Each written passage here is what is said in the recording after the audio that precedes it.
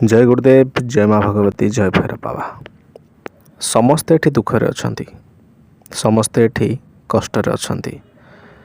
विवाहित कहूँ मु कष्टरे अच्छी, अविवाहित कहूँ मु कष्टरे अच्छी, धनी कहूँ मु कष्टरे अच्छी, गरीब कहूँ मु कष्टरे अच्छी, चाकरिया कहूँ मु कष्टरे अच्छी, व्यवसायी भी कहूँ मु कष्टरे अच्छी।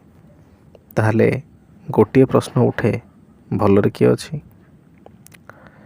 मनीष कहीं कष्टरे अच्छी? मनीष कहीं दुखरे अच्छी? मनीष कहीं आत्मजर्जरित अवस्था अच्छी? यार उत्तर खोज बसिले बहुत लंबा उत्तर हम। अल्प समय भितर अल्प किसी कथा कहबी।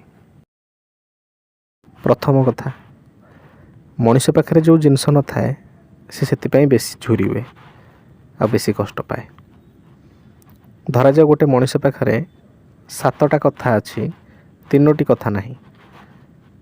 से 7टी कथा जहाँ ता पाखरे अच्छी ताकू नहीं से केबे खुशी होनी, बरम जो 3टी कथा ता पाखरे नहीं तापाई से मन दुख करिवो। ये हूँ मनीषर गुण। मनीष पाखरे जहाँ थाए से ताकू नहीं कि केबे खुशी हुए, ताकू केबे गुरुत्व दिएनी, किंतु जोटा न थाए तापाई बेसी विचलित हुए, से मनीष कष्ट पाए।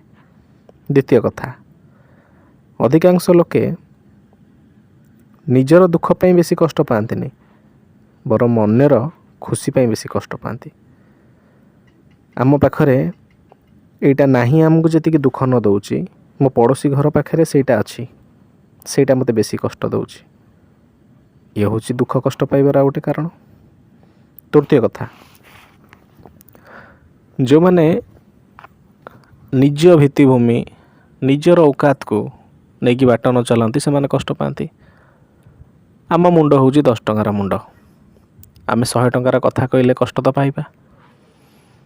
पूर्वपुरुषर कहते गुरु गुरुजन मैंने, जदि तुम पाखे 1000 टंका अच्छी तुम्हें 10 टंका खर्च कर, जदि 100 टंका अच्छी 1 टंका खर्च कर, तेबे तुम्हें खुशी रहिबो। किंतु एबे सब उल्टा हो जाउची, जदि पाखे 1000 टंका अच्छी आमे 10,000 टंकार शॉपिंग करवा, कष्ट पाइबो कि नहीं? तेबे खुशी रे किए अच्छी? खुशी रे सही अच्छी जे निज पाखरे थिबा संपत्ति रे, निज पाखरे थिबा सामर्थ्य रे संतोष अच्छी, से ही खुशी रे अच्छी। गरीब लोकटे होता पछे, चाल घरे रहता पछे, पखाड़ एवं लुण खाऊता पछे, किंतु जदि से आत्मसंतोष पाखे अच्छी ना, तबे से खुशी रे अच्छी। आपण पाखे बड़ बड़ गाड़ी, बड़ बड़ बंगला थाई पारे, आपण मन रे जदि आत्मसंतोष नहीं, आपण सब दुखे रहिबे। चिदानंद रूपम शिवोहम शिवोहम।